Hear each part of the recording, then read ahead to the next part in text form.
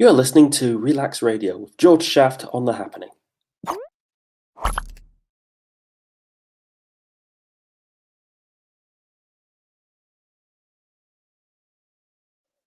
Hello everyone and welcome back to The Happening. My name is Jorge Shaft and I've got an exciting show for you today.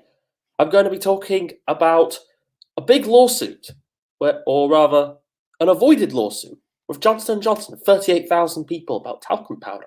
I'm going to be talking about COVID and how we're in that third wave, man. It's not looking great, and just some general stories about what's going on in the world around that. And then, of course, there's been a lot of death this past week, hasn't there? But let's go and dive straight into the first story of this week. I've got NPR up for this. Now, this is going to be a bit of an unusual sort of subject for me to throw in first, isn't it? I'm going to be talking, it's not strictly politics. It's not strictly, here's some, thing that's happened with the president. But I think this was important. So I've got NPR for it, and it's titled J&J, stands for Johnson&Johnson, is using a bankruptcy maneuver to block lawsuits over baby powder cancer claims. Okay? See what NPR had to say about this. Johnson&Johnson is drawing criticism after using a controversial bankruptcy maneuver to block roughly 38,000 lawsuits. 38,000 lawsuits! Imagine having that many lawsuits. It's just an aside, imagine having that many lawsuits. I don't know what I'd do. Anyway, linked to claims that its talcum powder, baby powder, was contaminated with cancer-causing asbestos. The health products giant used a quirk of Texas state law to spin off a new company called LTL, then dumped all its asbestos-related liabilities, including the avalanche of lawsuits, onto the new firm. Sorry, I've got a flu there. Onto the new firm.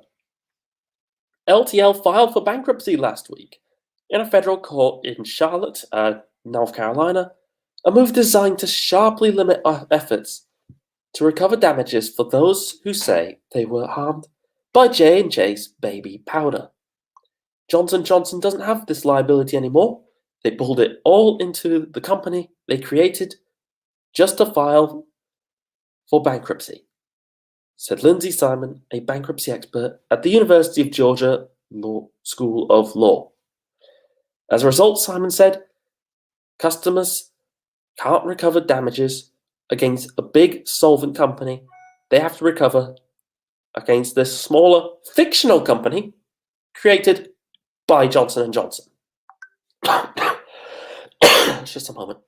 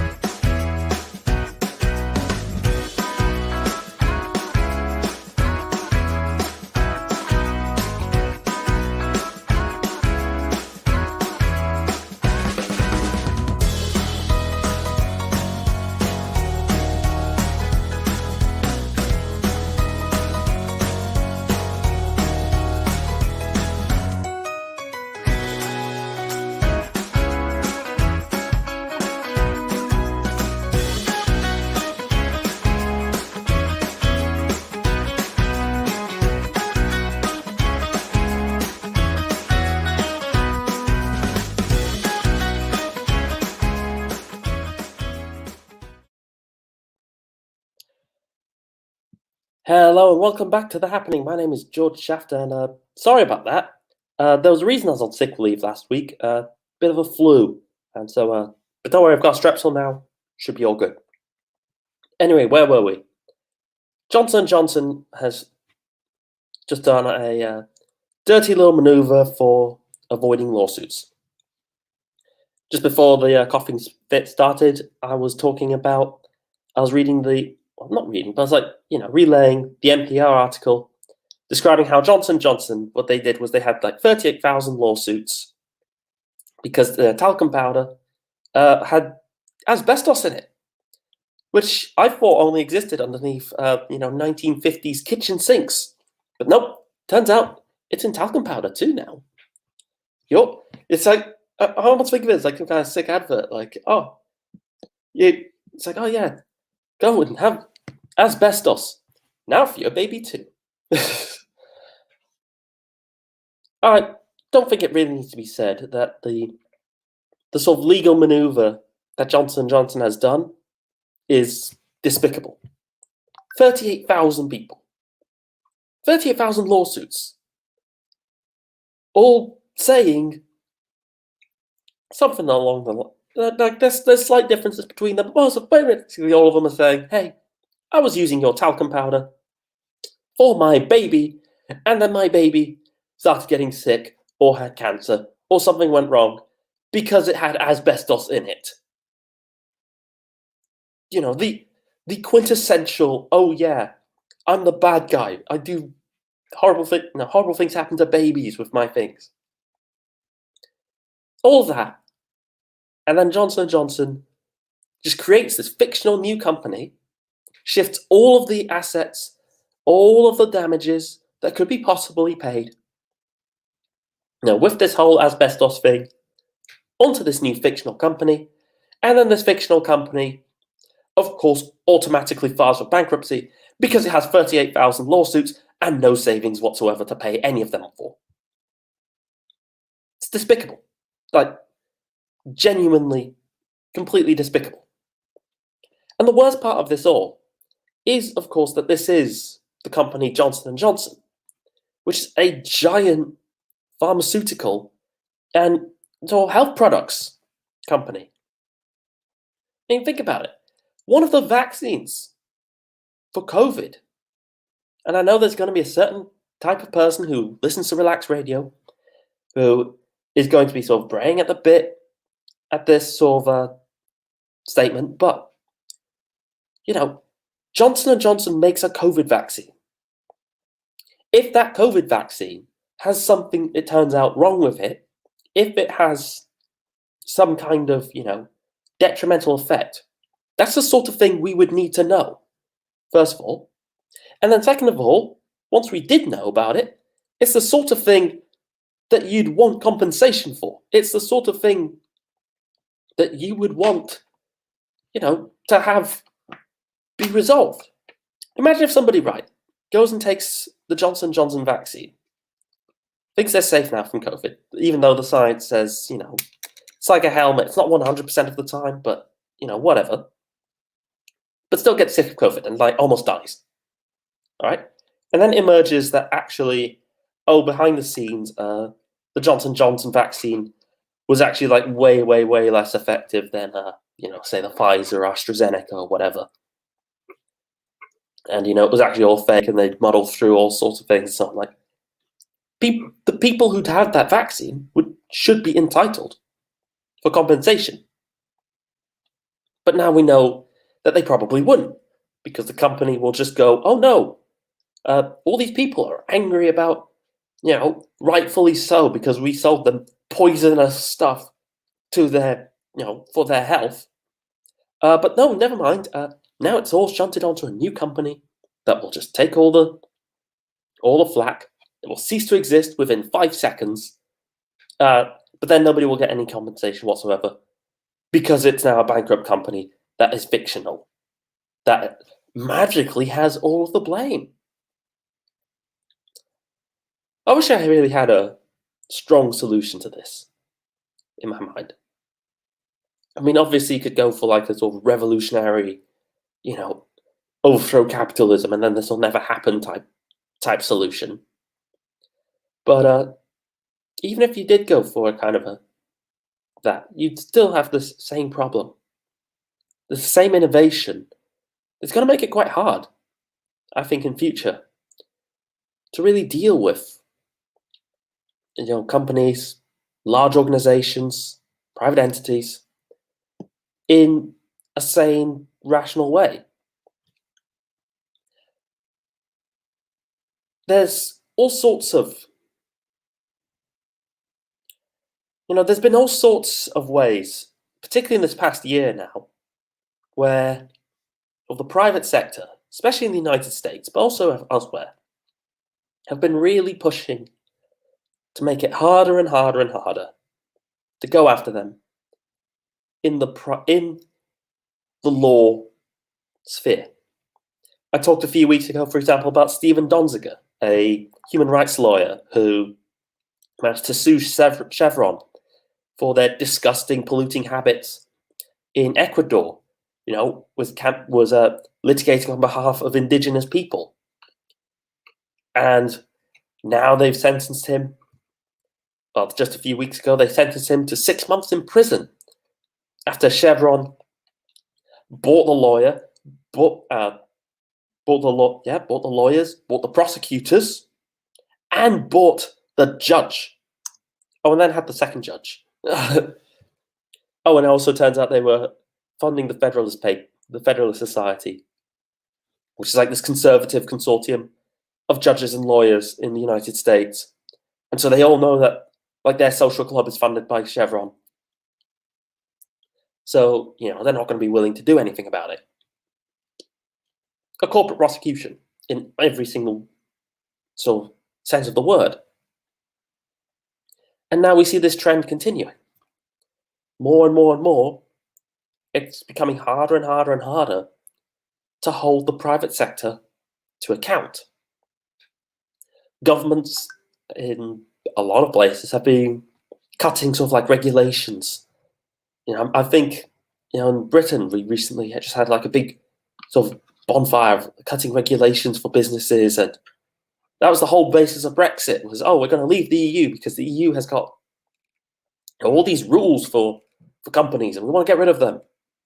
Doing all of that, might I say also, often against the will of the actual public. But then, even when there are still rules left over, they're making it easier and easier and easier for those companies to still avoid any repercussions for it. I mean, just in the last episode, I talked about the Pandora Papers, where it turns out that a lot of these sort of big, rich individuals were squirreling away their taxes to Samoa with a bank called Asia City, not paying any taxes, not contributing anything, except, of course, massively inflating property prices in places like London and Singapore. It's despicable. 10% of the world's wealth is estimated to be held offshore. And now you can see this big pattern, can't you?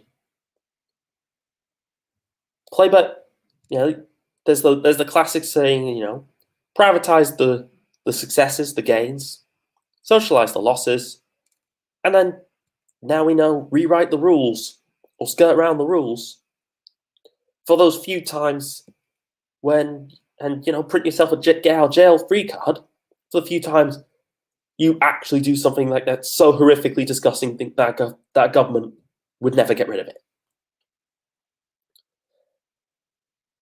I've been thinking a lot, really quite a lot, about empires in decline recently. It's one of those cyclical, natural parts of history, isn't it? The Roman Empire, Carthage, the Punic wars. You think about China and how many different dynasties that they've been through. Think about India, where there's 1,000 empires in 100 years. Just there's a lot of patterns that emerge when you look over history. And there are generally several categories in how it happens. Some destroyed by war, but others get destroyed by exactly this sort of thing. Empires, one of their weaknesses is they tend to start to get too, if you want, aristocratic. They're too much, oh, the people at the top should live in their own world and don't have any kind of feedback loop whatsoever for their actions.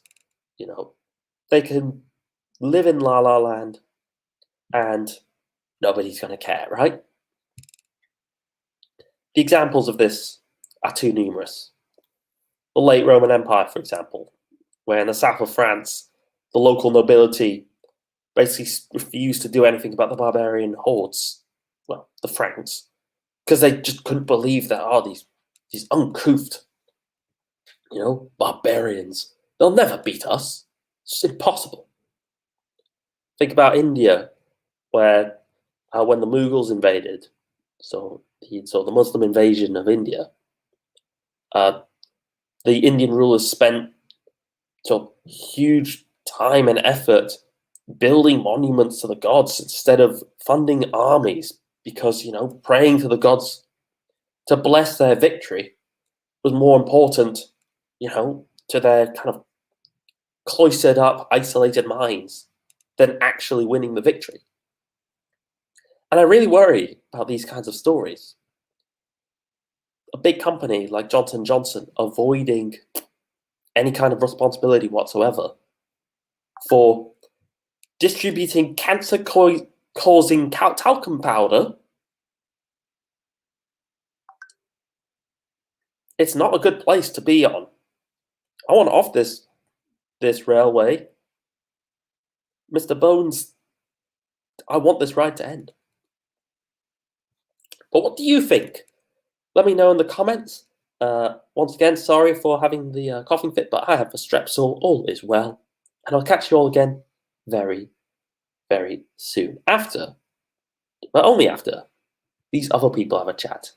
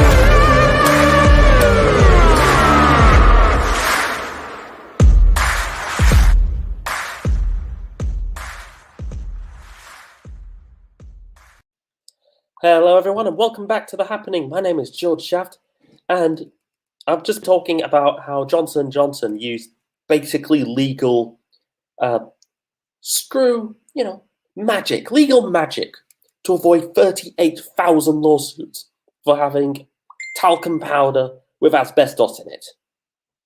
Which you think, oh, giving cancer to babies would be the literal most evil thing you can imagine. But nope, all consequences gone. But we have to move on, because the world didn't just have this one thing happen in it. Yes, it had lots of things going on in it, including an old, wonderful friend, hobbies. Yes, this week, at least to me anyway, it felt like this week was when sort of the poppies started to emerge out again. All the usual stories about, oh, here's some XYZ group that's banned poppies. Completely not true. But hey, you always gotta stoke up that, fear and anger that maybe there's a mosque somewhere that doesn't like poppies. I know, right? That doesn't sound like a thing that would happen. But nope, gotta have it every year. We also gotta see every year the more and more emphasis on social control when it comes to the poppies. James McLean, I'm sure, is going to make a stir somewhere for not wearing a poppy. Someone somewhere is going to be the target of more and more sort of hatred and attacks for either not wearing a poppy or wearing a white poppy. And the whole charade will be gone in an instant by the time the Christmas comes around. It's like a bizarre ritual at this point, isn't it? Every year we all decide, hey, yeah, let's wear like the poppy to commemorate, dead soldiers in Britain. It's very noble. And, the truth is, if you just last year, the way I'd been telling this segment would have been very different. I would have sat here and I'd have talked about, the brave fighting of soldiers with both Britain and the Commonwealth in wars that you could possibly even say were justified in some way. And I was learning recently about the Battle of Monte Cassino, a big battle in World War II. And it was incredible to me how much colonial troops played just like this absolute pivotal role. French Algerians and Indian soldiers from the British Raj fought very bravely at the battle and were often sort of, like the breakthrough units against, the Nazi German lines. But I'm not going to talk about those things today, because there's something about this year that's just felt, I don't know about you, but it's just felt different. Perhaps it was the story of a place called Oakland, which decided to put up a big poppy on their streetlights. Supported by the council, it was a whole thing. Yeah, there we are. It's Oakwood, sorry. Oakwood. I've got the tweet up from Oakwood councillors, and it was, quote, "This morning, Councillor Mick Barker, joined by his son Sean and Daniel, and grandson Daniel, was out on Bishop's Drive putting up more poppies on lampposts as part of Oakwood Remembers Poppies display." It sounds nice, like on the surface. It's like, oh yeah, we commemorate, soldiers who died, and let's wear like something to remember it. Then on the 11th of November, the anniversary of the end of the First World War, brutal, horrible conflict. And then we have a minute's silence. It's all good stuff. But there's been a bit of a shift, precisely because there's I've been noticing more and more this expectation of enforcing it. Jeremy Corbyn got huge amounts of flack for wearing like a white poppy at one point, which is a poppy that is meant to remember like the civilians who die in wars. And sure, maybe you could argue that Jeremy Corbyn was running to be prime minister, so he should have gone with social conventions, and he should have gone with displays of patriotism. But it's starting to not feel quite like that. If you work in media, if you work on the television, on even the radio, if you're online, it seems like there's more and more of this expectation that you're supposed to wear this thing. And I don't think it's a coincidence that this kind of fervor has come about pretty much exactly after the last World War One soldiers, the last World War One veterans actually died. Like the last one died a year, 2 years ago, something like that. It's not surprising. Like it's been over 100 years since the fighting, and so basically the only ones who were left alive were child soldiers.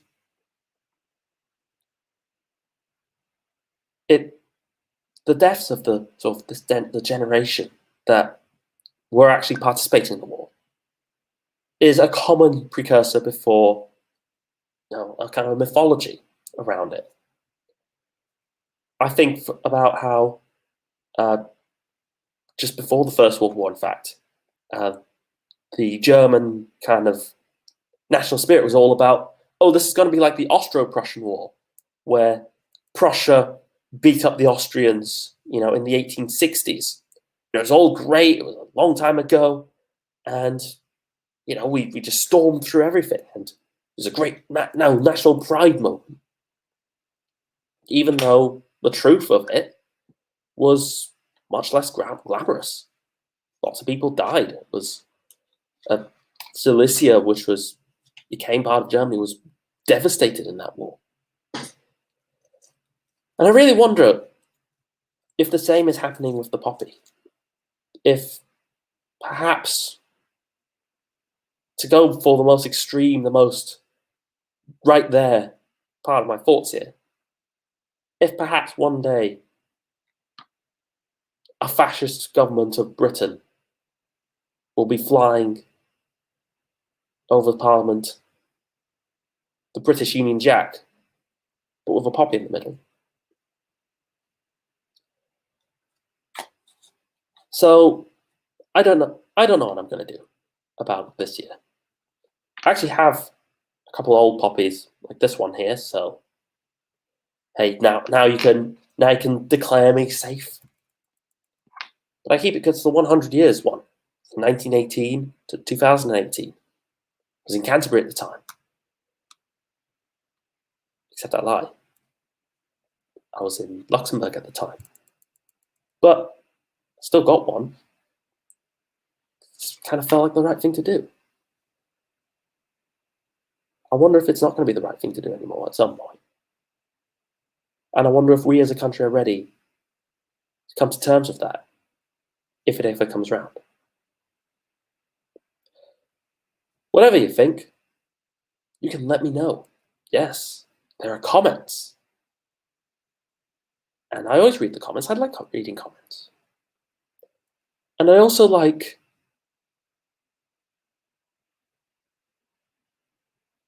coming across, how should I put this? Other people.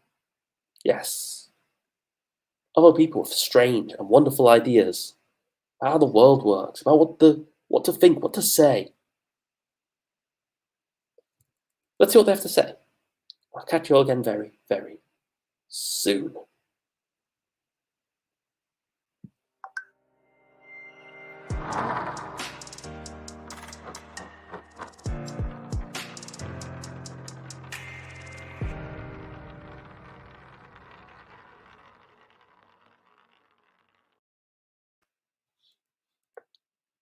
That was cool.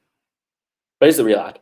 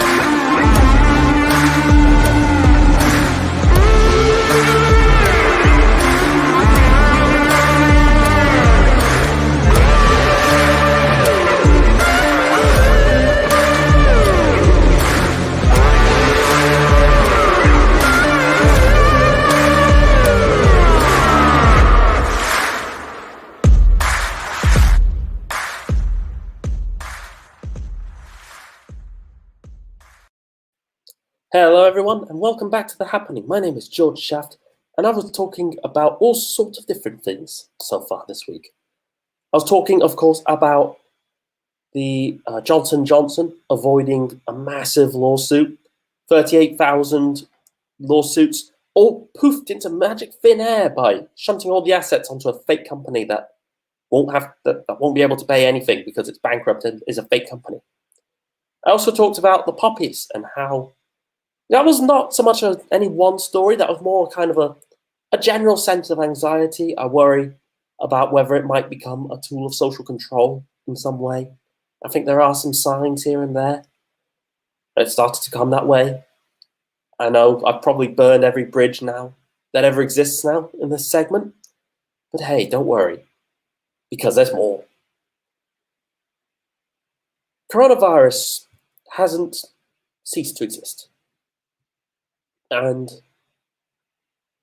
I think it's kind of strange the way we're looking at the coronavirus, now the COVID-19 pandemic as it stands right now. According to The Guardian, this week, per day, over 135 people were dying of COVID in the United Kingdom. There were over 40,000 cases, and there were there's over 2,000 this past week. New cases constantly cropping up. The vaccination rate has remained pretty stubbornly at around the kind of 67% tile range now. It seems like we're hitting a bit of a ceiling where there's now like actual resistance against each additional percentage point to the vaccination rate that you can add. And this is a trend that you can see in a lot of places. Strepsil's gone.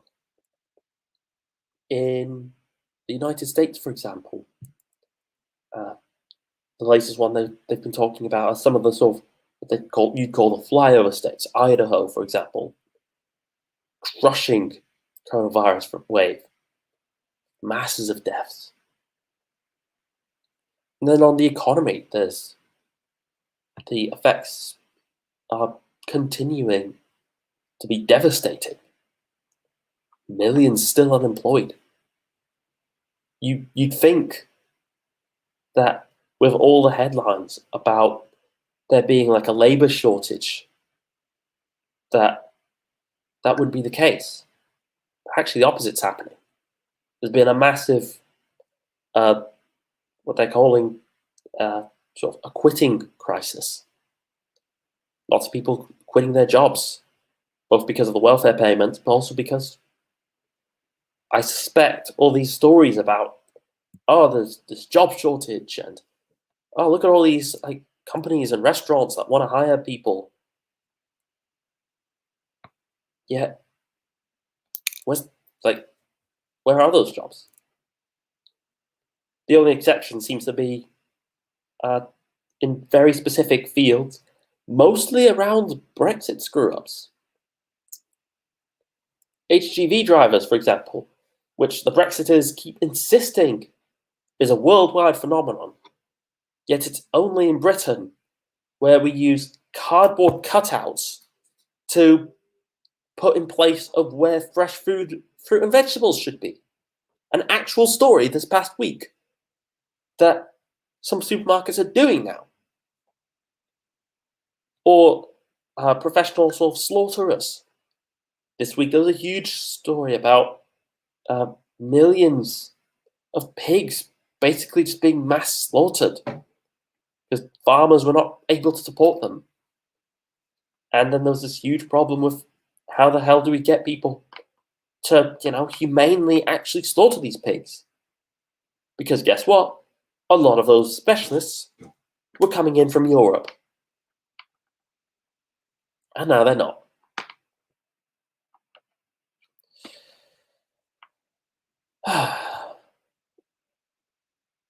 But yet, while all this is happening, the consensus, the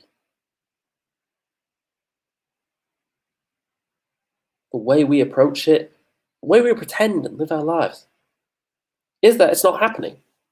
Sure, we wear masks, but I mean, I wear masks. I've been wanting to wear masks in public for years anyway.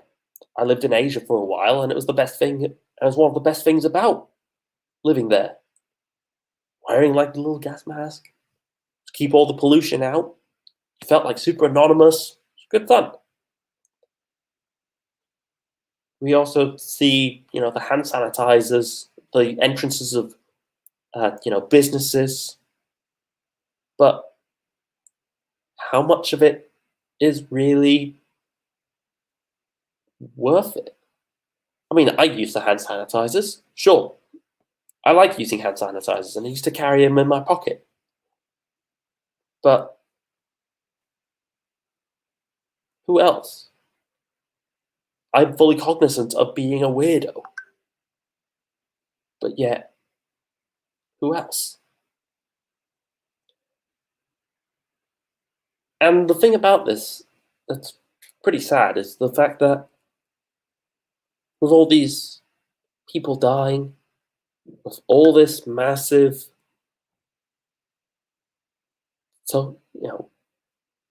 disruption that's been caused by all these people dying, the story has really moved on. We really just go and we chat about, nonsense stories about who said what in Parliament, even though it never means anything to anyone. We talk about, whatever latest drama happened on TV, but it's still happening. COVID didn't cease to exist just because we stopped caring about it. And I once again go back to my worries I expressed before. How empires in decline tend to kind of go and live in their own world and they pretend that reality isn't happening. I really wonder about whether that's happening to us right now. I've been looking recently at countries like Vietnam, which really put a lot of effort into sort of curtailing COVID, and even now spend a lot of effort to try and get vaccines. And I mean, Vietnam's a US ally, so you'd think that they'd get some kind of more favorable treatment, but instead, the vaccine companies just, jealously guard their IPs, helped by Bill Gates in that fight, and then domestic manufacturing can't make these vaccines. Result, people die. But we've ceased to care. Perhaps we've just accepted that a large number of people dying every month, every day from coronavirus is just a fact of life. Perhaps we've adopted a more kind of a medieval approach where it's just, oh, people dying is just the way it is. And, if you don't like it, then too bad. That's just the way it is. Maybe we're right too. But I don't know if it is. If you think you know what it is, if it is though, then you are more than welcome to let me know in the comments section below. I'd tell you the number, but I don't think calling me would actually be a good idea, because I'm going to go now. But don't worry, there are lots and lots of exciting shows on Relaks Radio for you to listen to, and I hope to catch you all again very, very soon. Have a good day.